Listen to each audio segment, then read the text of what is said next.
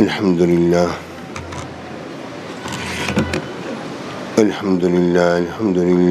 رب العالمين والعاقبة للمتقين والصلاة والسلام على سيد المرسلين وعلى آله وصحبه وأهل بيته أجمعين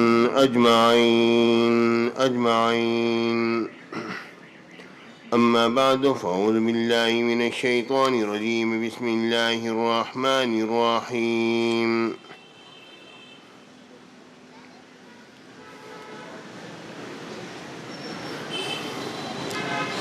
إنما يخشى الله من عباده العلماء صدق الله العظيم وصدق رسوله النبي الكريم الأمين وإن الله تعالى عز وجل قال في شان حبيبي مخبرا وآميرا إن الله وملائكته يصلون على النبي يا أيها الذين آمنوا صلوا عليه وسلموا تسليما اللهم صل على سيدنا مولانا محمد المصطفى بديع العطاء وبحر الوفاء بديع الجمال وبحر الشفاء سيدنا أبي الزهراء وآله وبارك وسلم. محترم حضرات، پیارے ساتھیوں، دوستوں، بزرگوں، پیارے پیارے بچوں، پیارے بھائیوں، عزیز بیٹیوں، بہنوں، ماؤں، السلام علیکم ورحمۃ اللہ وبرکاتہ. اللہ رب العالمین کا بے شمار کرم، اس کا احسان عظیم، اس نے ہمیں توفیق عطا فرمائی کہ آج ہم سب لوگ اس بابرکت محفل 11ویں شریف میں حاضر ہیں. یہ محفل در حقیقت سکر غوث اعظم کی روحانی توجہ سے سجتی ہے. در حقیقت یہ ہمارے مدارس کی ایک ورکر میٹنگ ہوتی ہے، اور اس موقع پر ہم اس کو اس لیے سجاتے ہیں کیونکہ حضرت غوث اعظم کی روحانی توجہ ہم اپنے مدارس کی طرف مبذول کرانا چاہتے ہیں. یہ ملتان شہر کے لوگوں کو اس بارے میں ہم کوئی اطلاع نہیں دیتے، الا یہ کہ چند احباب ہوتے ہیں، یہ ہمارے مدارس کے دور دراز سے آئے ہوئے لوگ ہیں، یا ہماری محفل کے ورکر ہیں جو کہ کام کرتے ہیں. ہر جمعے کے جمعے انہیں بلایا جاتا ہے خصوصی محفل میں کہ آؤ اور غوث اعظم کے فیضان سے حصہ پاؤ، اور اس میں ایک ہمیشہ میٹنگ بھی ہوتی ہے. پیارے ساتھیوں، خود غوث اعظم سیدنا شیخ عبدالقادر جیلانی رضی اللہ تعالیٰ عنہ، میں حقیقت عرض کرتا ہوں کہ ان میں اور ہم میں اتنا بودھ ہے کہ زمین اور آسمان سے بھی زیادہ وہ جس مقام کے مالک ہیں ہمارے ذہن میں اس کا تصور بھی نہیں ہے.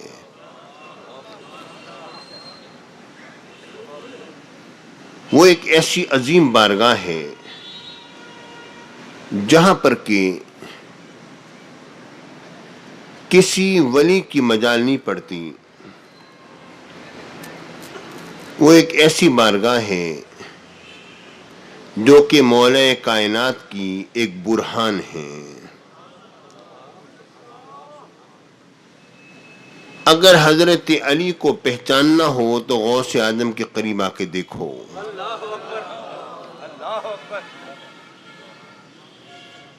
یہ جو میں عرض کر رہا ہوں یہ محض اس کو آپ عقیدت پر مبنی نہ سمجھیے گا، یہ حقیقت پر مبنی ہے. حضور غوث اعظم کی شان اتنی بلند ہے کہ جہاں پر خواجہ غریب نواز جیسی ہستیاں وہ بھی دو زانوں ہو کر بیٹھنا اپنے لیے سعادت محسوس کرتے ہیں.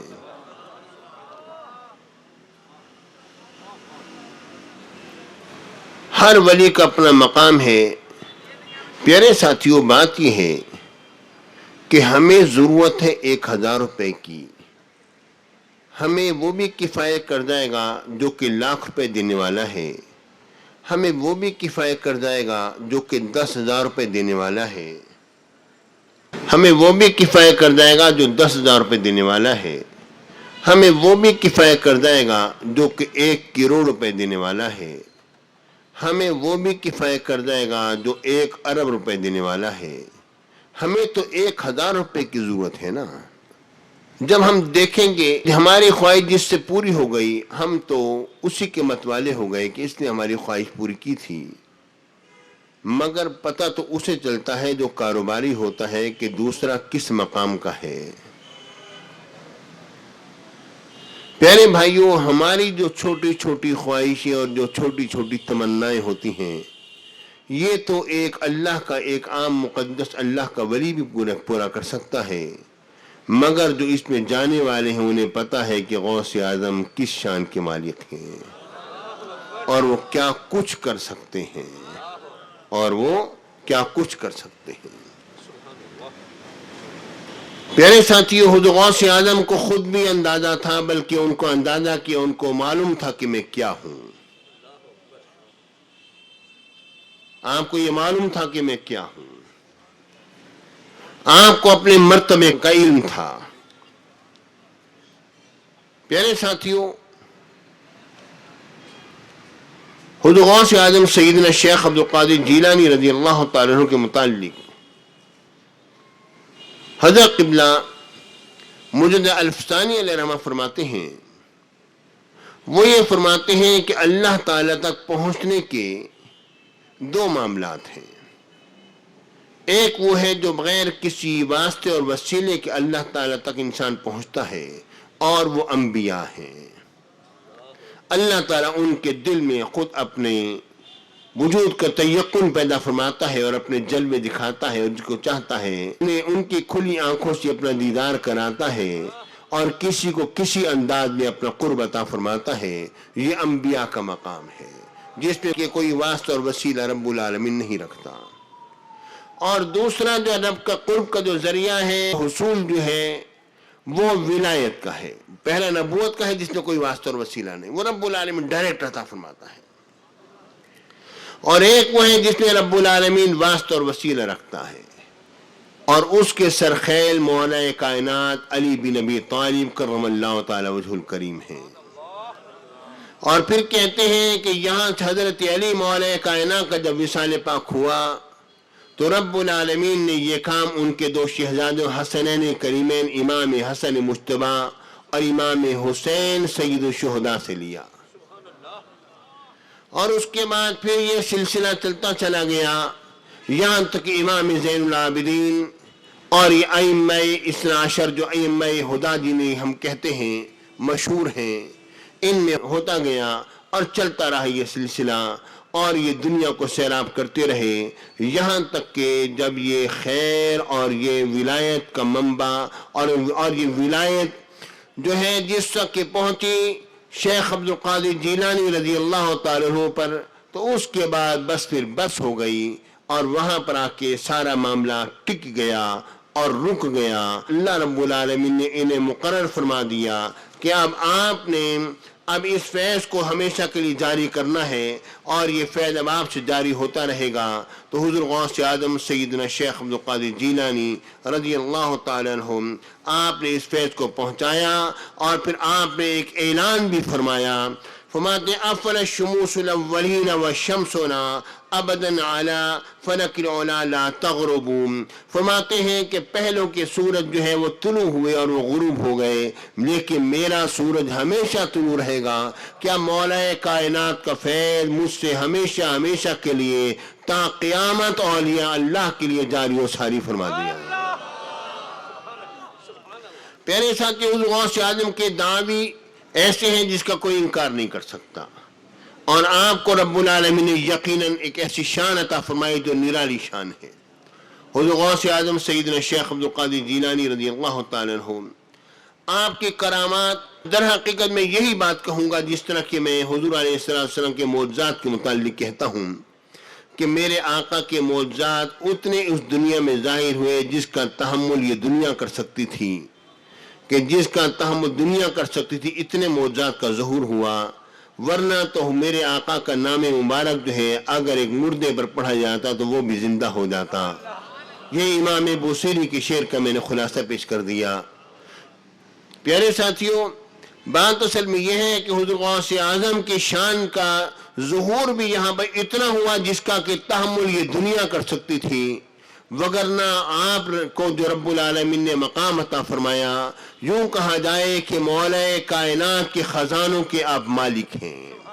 اس سے بڑھ کر میں اور کیا تعریف کروں آپ کی کہ مولا کائنات کے خزانوں کا مالک شیخ عبدالقادر جیلانی ہمارا پیران پیر ہے، جن کا نام ہم اپنی زبان پر لیتے ہیں۔ پیارے بھائیوں، صحیح بات عرض کرتا ہوں، اگر رب العالمین آپ کی جلالت شان کو ظاہر کرتا تو ہماری زبانیں آپ کا نام نہ لے سکتی،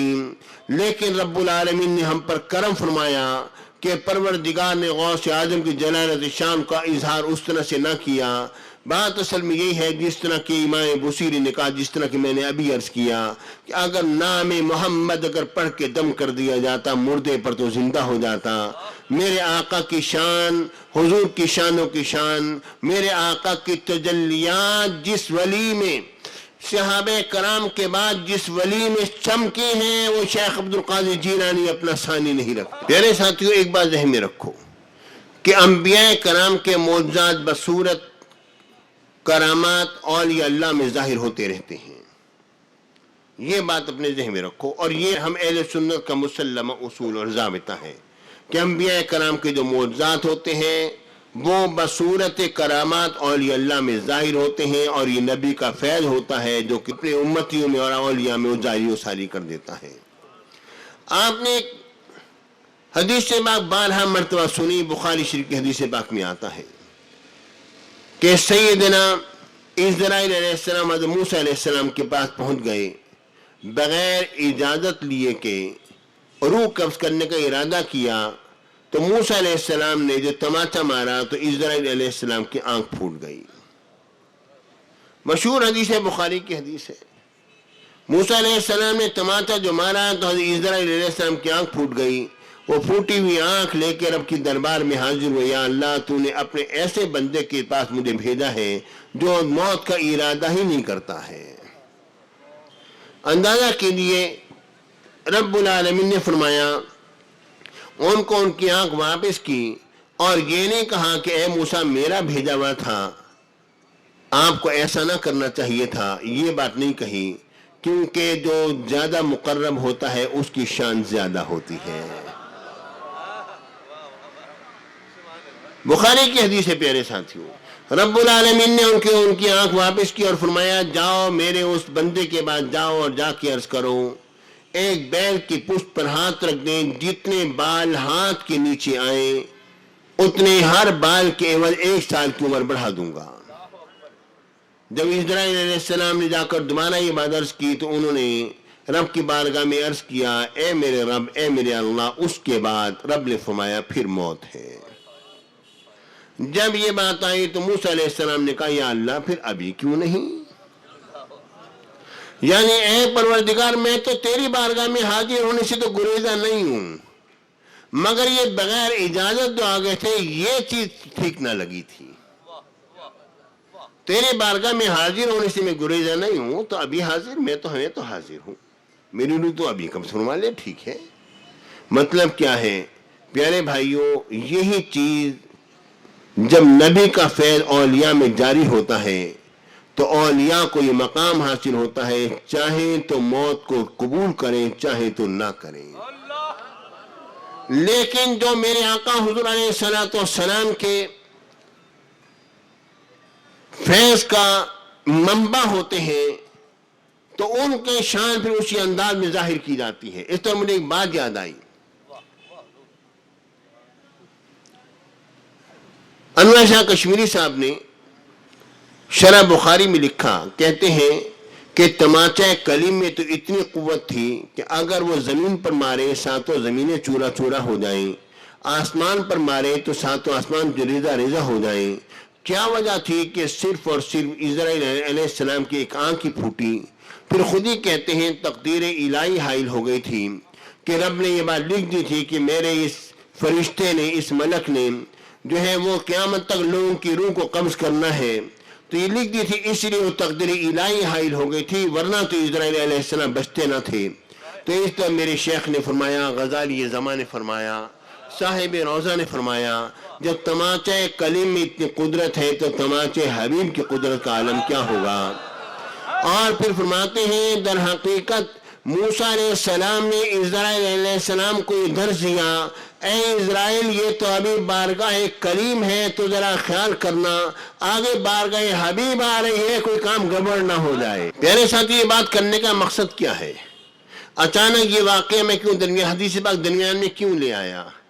وجہ اصل میں یہ ہے، جبکہ میرے اور آپ کے غوث کا جب آخری وقت آیا،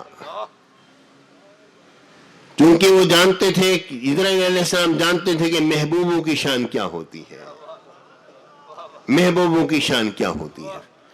اب انہیں موسیٰ علیہ السلام نے ایک بات بتلا دی تھی، ذرا خیال کرنا، آگے میرا حبیب ہے۔ اور پیارے بھائیو، یہ بات ذہن میں رکھ لو، اولاد جیسی بھی ہو، اولاد اولاد ہوتی ہے، اور جب اولاد غوث اعظم جیسی ہو پھر تو اولاد اولاد ہوتی ہے۔ پیارے ساتھی، ہوا کیا، جب حضور غوث اعظم کا جب وصال پاک کا وقت آیا تو روایات میں یہ بات آتی ہے، اور اولیاء کرام اس بات کو روایت کرتے ہیں کہ اسرائیل علیہ السلام ایک اعرابی کی شکل میں وہاں پر پہنچے،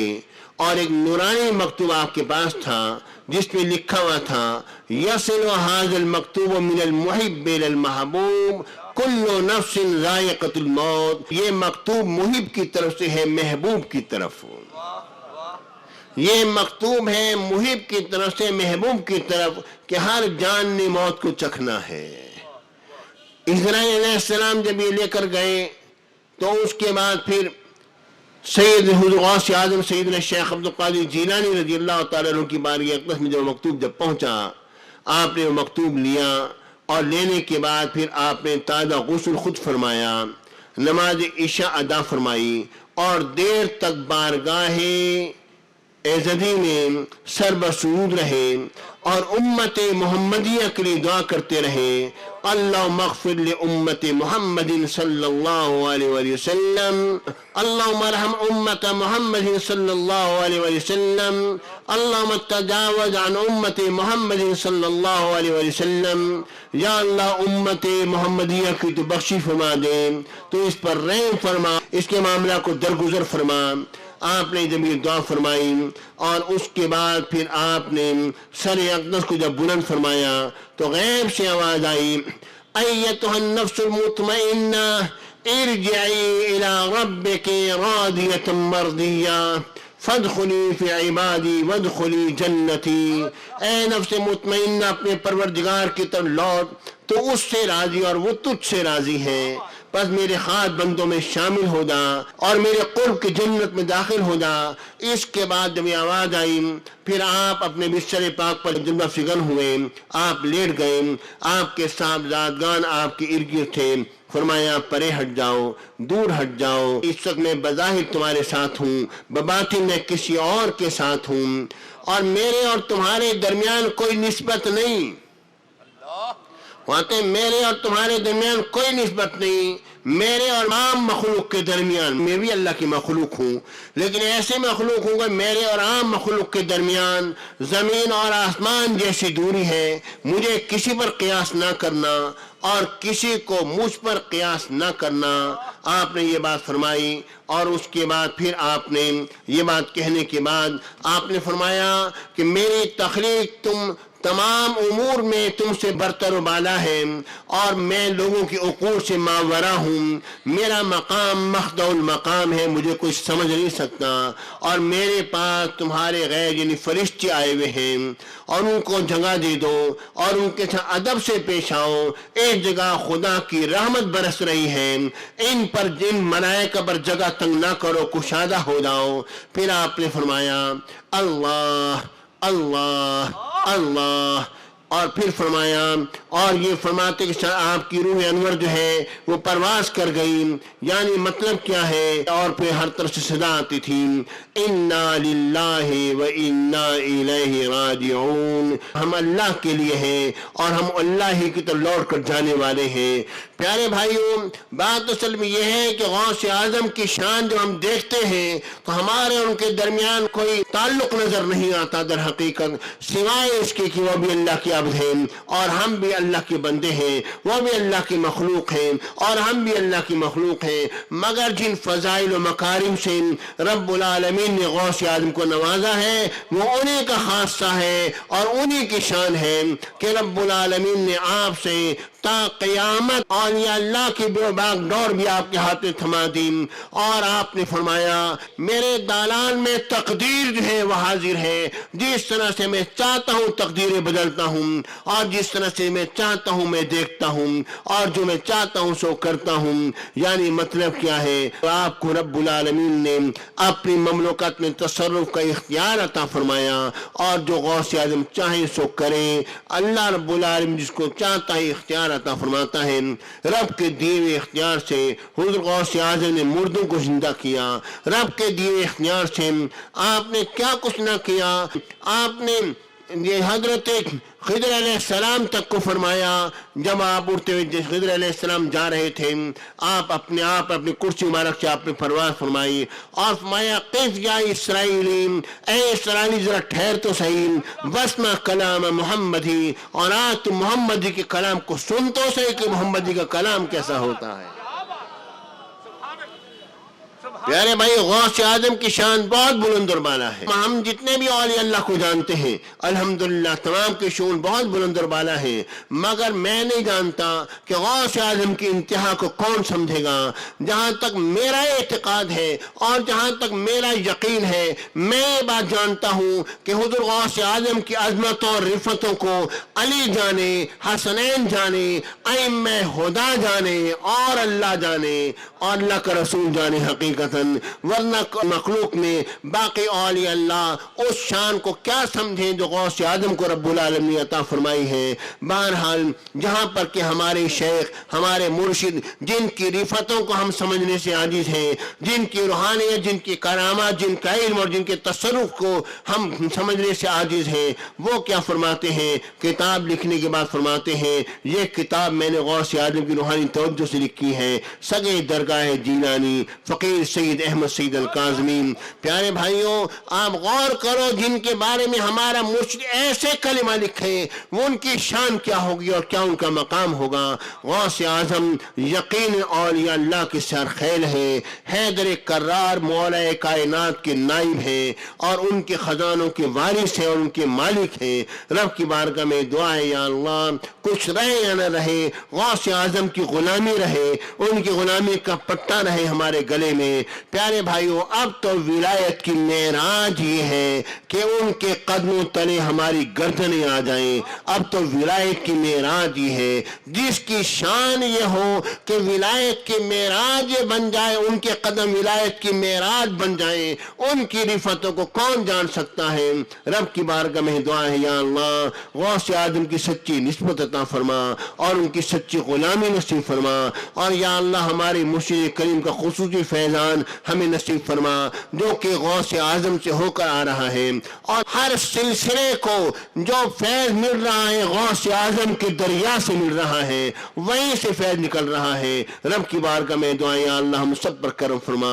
آمین۔ اب بس آخر میں وہی بات کرتا ہوں، سیدنا بہاؤالدین زکریا ملتانی علیہ رحمہ نے جو فرمایا، چونکہ آج ان کی منقبت نہ ہو سکی تو ہم ان کے شہر میں حاضر ہیں اور ہم ان حضرات کی رعایا ہے، یہ ہمیں اب بھی دیکھ رہے، ہم ان کی رعایا ہیں۔ کنم سردر فدائے تو